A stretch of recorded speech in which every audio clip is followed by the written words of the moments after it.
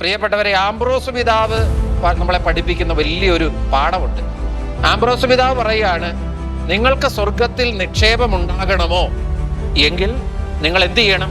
പാവപ്പെട്ടവന്റെ പോക്കറ്റിൽ നിങ്ങൾ നിക്ഷേപിക്കണം എന്ന് പറഞ്ഞാൽ, നമ്മുടെ മുൻപിൽ വരുന്ന, നമ്മുടെ മുമ്പിൽ ഒന്നുമില്ലാതെ ജീവിക്കുന്നവരുടെ കയ്യിലേക്ക് നമ്മുടെ സമ്പാദ്യം നമ്മൾ കൊടുക്കണം. അത് പാവപ്പെട്ടവനല്ല കൊടുക്കുക, പിന്നെയോ ദൈവത്തിന് തന്നെയാ കൊടുക്കുക. രണ്ടാമത്തെ കാര്യം ആംബ്രോസ് പിതാവ് പറയുന്നത്, വിധവയുടെ ഭവനത്തിൽ അത് എത്തിക്കണം. മൂന്നാമത്തെ കാര്യം, വിശക്കുന്നവന്റെ വയറിൽ. അപ്പൊ സ്വർഗത്തിൽ നിക്ഷേപിക്കാൻ പറ്റുന്നത് എങ്ങനെയാണ്? പാവപ്പെട്ടവന്റെ പോക്കറ്റിൽ കൊടുക്കുന്നത് സ്വർഗത്തിൽ നിക്ഷേപിക്കുകയാണ്. വിധവയുടെ ഭവനത്തിന് കൊടുക്കുന്നത് സ്വർഗത്തിൽ നിക്ഷേപിക്കുകയാണ്. വിശക്കുന്നവന്റെ വയറിൽ എത്തിക്കുന്നതും സ്വർഗത്തിൽ നിക്ഷേപിക്കുകയാണ്.